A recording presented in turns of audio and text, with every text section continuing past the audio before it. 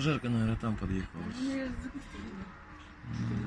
Жизнь ну, там вообще горит. Смотри, какой кошмар. Здесь что, печка взорвалась? Что на втором этаже может быть? Печка? Или все-таки...